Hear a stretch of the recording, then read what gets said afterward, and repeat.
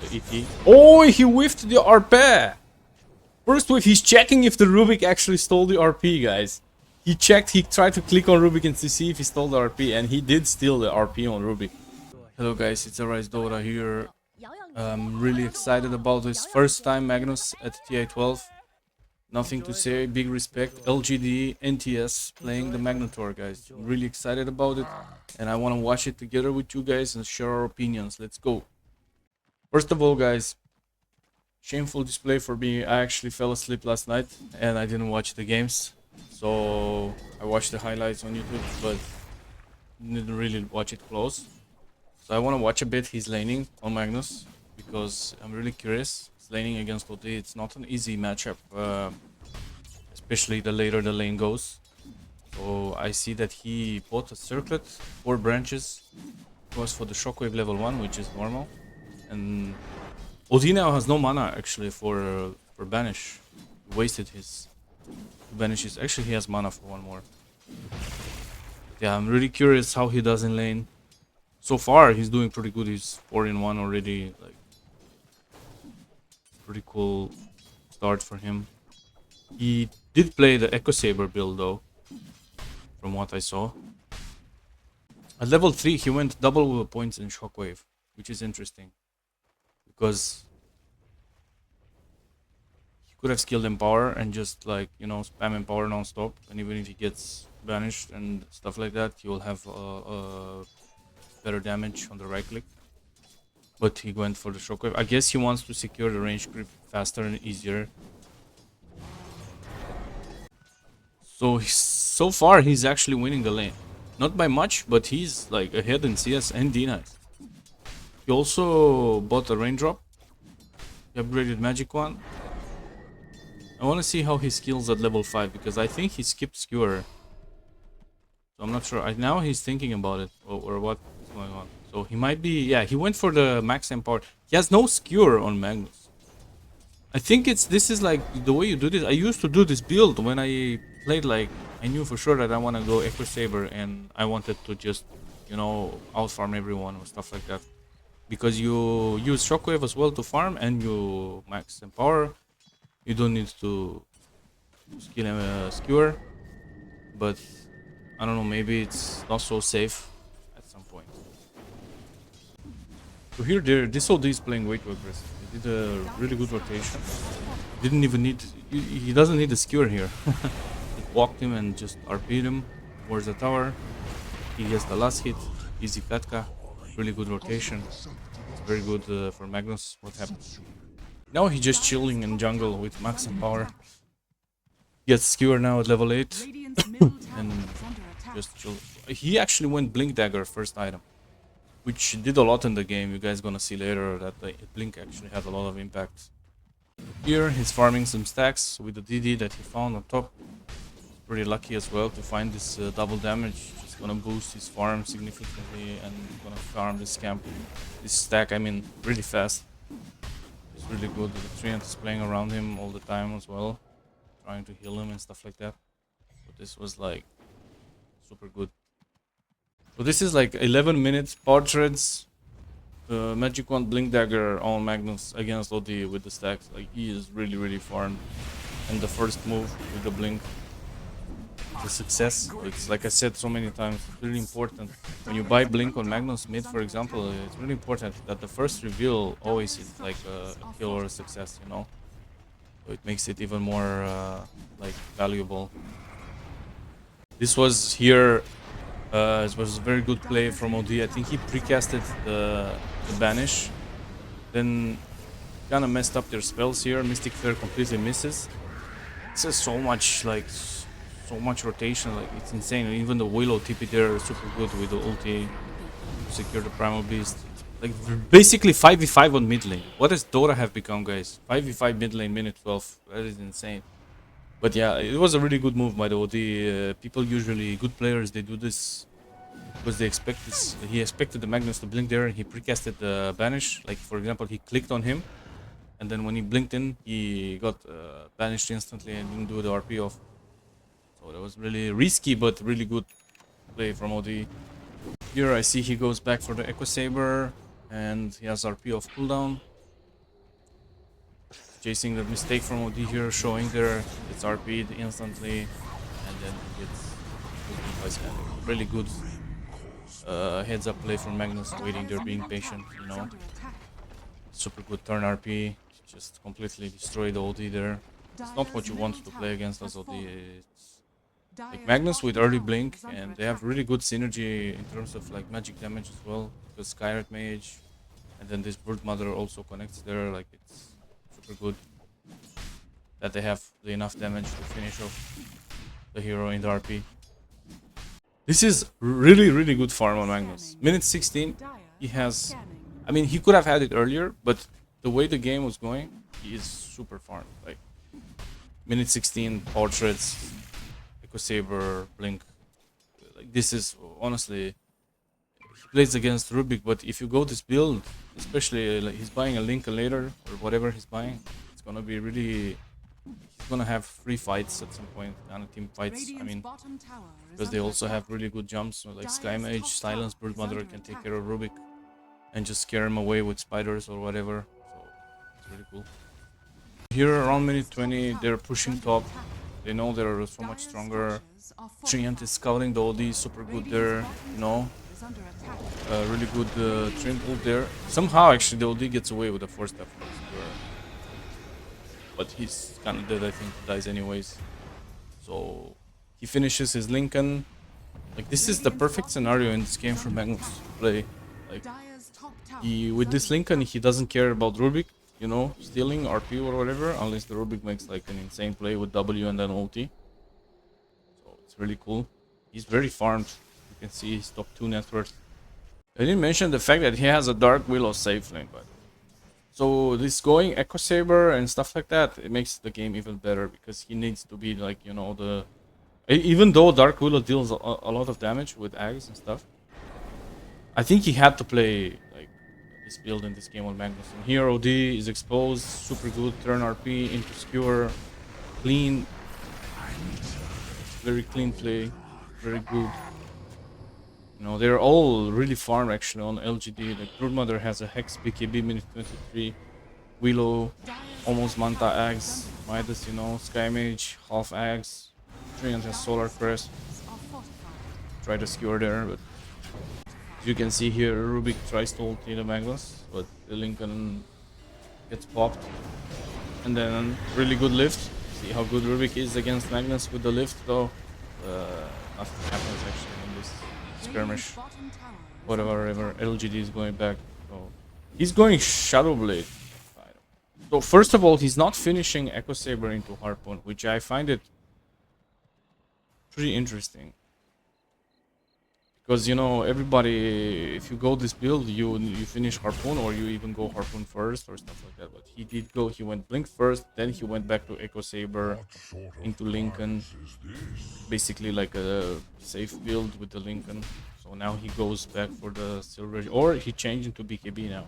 Oh, he has Shadow Blade already, never mind. This guy is a monster now.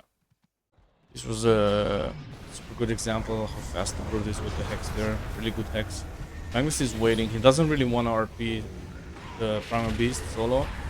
He gets disabled here, and now I think he has to go back. Like, he cannot. He doesn't have the opening anymore. So this was like pretty chaotic. What happened? So they killed the ET. Oh, he whiffed the RP.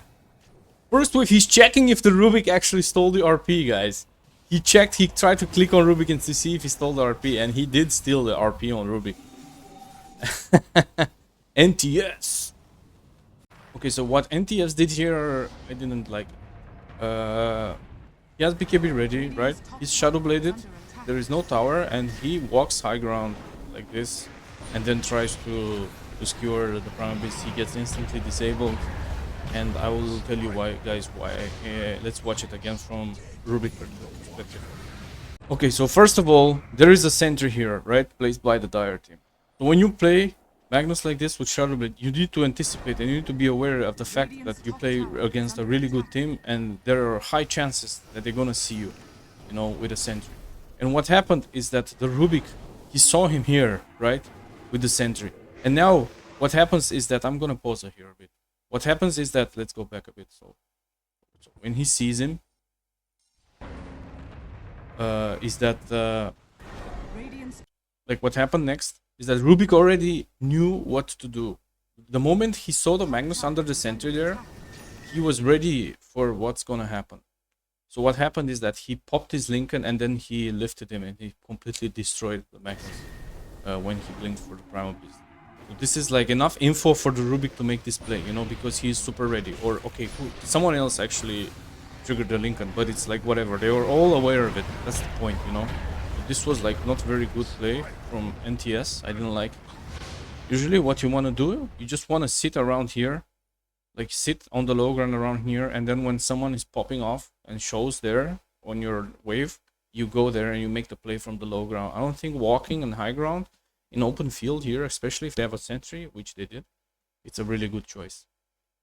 Okay guys, it's another scenario where I don't like what Nothing to Say is doing here on Magnus. For example, he's Shadowbladed. Alright, the fight is starting. They're chasing the Magnus, and for some reason he decides to kill an empty boss 5 courier, and then he reveals himself. The Morphling sees him, and then he pops his Lincoln instantly or whatever. I don't know who popped it. Okay, and then he's forced to use the BKB early. Here he does not blink for the OD. I guess he doesn't really need it. Then he gets ulted by the Primal Beast, and he panics, RPs the Primal Beast here. He's taking 0 damage on PB. Now he has to run away, right? And then, okay, they killed the OD, which is really good. Basically, the Broodmother kind of killed the OD. And now here, he blinks Cure for some reason, which he could have gotten out. I was like, I don't get this play, why he did this. And then he tries to TP out. So, like, the fight was already over when, like, the Dark Willow died, and then they have nothing left. Like, no RP, no BKB. So he should have run away. But the first mistake that he did is revealing himself for a courier, when he could have just sit in Shadowblade, walk to the left here, and then by the fact that the OD was getting gone on by the Broodmother, they would have actually stacked for the Brood there, and he could have gotten a really good RP, you know? Just saying, like, I know that that's this level, super high, there is a lot of pressure, and most of us would make this mistake, you know? But I think revealing yourself there for the courier is like, for the empty post 5 courier, it's like pretty bad. So here, he went Shadowblade, wants to go Aegis Morphing, so he doesn't want to go on Morphing. They missed the Willow ulti on top of Skewer, but I think it's still fine. They killed the Primal Beast, so this was like a really good play. It was also really risky because if the OD is in range, when he Skewer the Primal, he can banish the Primal Beast, you know, and save him. But it was really good kill on the Primal Beast there for Skewer. Here he has the Hex. He went for the Hex. He actually solved the Echo Saber, which kind of makes sense at some point. If he didn't go for the Harpoon, there's no point. He's not the main one dealing damage anymore anyways. So this Hex is a really good purchase. So here he wanted to get a double RP, a 2-man RP, but it was too late. He got only the Primal Beast. It's still good. They kill him. And now Morphling waves in like crazy, and then he dies as well. It ends up being really good for LGD. Like this here was the best Magnus play I've seen this game here. He's patiently waiting this time with the Shadowblade, you know. He waits. They go on the train here. He gets a really good 2-man RP. The Rubik tries to steal it. I don't think he did. Yeah, he didn't steal it. So... And again, he does a random Skewer, which I want to see it again. So he gets the 2-man RP, right? He's finishing the... Let's see, actually, they killed OD. Then he skewers into the Morphling, which I don't understand. I guess he wanted to skewer him into the Willow, though. But the Morphling is BKB'd. He could have skewered here, kill the OD, and then get out. But then he dies. He has buyback. And I think Willow dies as well, and ends up buybacking as well. So... Besides that, they're winning this fight. I think they have no buyback. Okay, they have buybacks on... They have no buyback on Primal Beast. So this is like... These buybacks are worth it for LGD. He was really unlucky here. What happens is that they see the Morphling, you know, and then the Rubik... He just 4-staffs this Morphling in the last second, and then he lifts him back to safety, and the RP completely misses. That was like a very good play from the Rubik, for the Rubik being there next to the Morphling. Otherwise the Morphling would have died for sure. But that's why you have a refresher on Magnus, because you know that you can get the second RP. Casual, simple 2-man RP here. The OD messed up in this fight. He got stuck in the trees. I think he force stepped into them like and died. So the bot back on Primal Beast. The Willow is owning Morphling, getting gone on as well. Now they need to run away from this. And again, I don't like what Nothing to Say is doing. For example, he is not paying attention to his hero. Like for some reason, he's tunnel visioning this, like creep wave or whatever is going on here. Like, I don't understand why he's. I guess he didn't expect it. I think he knew they were there, and then he just walks like that into the lane. He gets. He's lucky that he didn't get hexed here because he has the Lincoln. He would have died in like 4 hits. Oh. This was like, I don't like this place where you're tunnel visioning some random reason and then you don't know where your hero is and you're ending up being in a very bad position. You know? It's not how you play Magnus. I just wanted to point out that this tower bottom, this tier 1 is still alive for LGD minute 51. That is actually crazy. How the game was played like only on top and mid lane for like 50 minutes. It's actually insane. He has a refresher now. And they're losing the Roche. I want to see what he does here. So he's chasing up. He has double RP. Oh, he gets the cheese. They forgot the cheese. Okay, nothing is going on. He got the cheese actually. 9 Pandas forgot to get the cheese. What happened here is that he got jumped earlier and he bought back. He has the mirror shield at minute 63. So 9 Pandas took ages on Morphling. He does a solo RP on the Rubik, which is okay. He killed the Rubik. Rubik has no buyback. Alright. They're pushing, the creeps are pushing top, all DTP to defend. This is really good. Then he refreshed, he gets the Primal Beast as well. And they kill the Primal Beast. And this is like super good because they have no buybacks. I don't know if... Yeah, Primal Beast has no buyback as well. Dies as well here. So, besides the fact that they lost the Roche to the Morphling, I think what LGD did there was super good and super smart. They didn't fully commit for the Roche because they were already used buybacks on Magnus. DJ was just patient and waiting there. It was really good, and now 9 Pandas is left with 2 heroes versus 5. Alright, so what happened there was that LGD pushed high ground 5v2. They just completely... Like, they couldn't do anything on 9 Pandas. They were completely outnumbered, and LGD won. So big respect for Nothing to Say to be the first one to have the balls to pick Magnus and TI. It's not an easy thing. You guys saw how hard it is to actually play Magnus, even though he had a really good start and he played also really good in the lane. He got really good rotations from his support. You know, he made plays with my blink, and even though after this, you guys saw how hard the game was for him. He was playing against a lot of disables. I really think that OD should have bought a BKB in this game. Just throwing that out there, because he was always, didn't talk about it, but when I was watching the game, he was like the highlights, he was always getting silenced by the Sky Mage and he couldn't use anything, you know. Always gets ulted by Willow or stuff like that. So other than that, I think it was a really good Magnus game overall. I think his item build was pretty good. I like that he went for the blink first because they needed a jump. And he did a lot. He had a lot of impact every time he showed with his blink, with RP. He just killed OD, he killed Rubik. You know, this is how you play Magnus.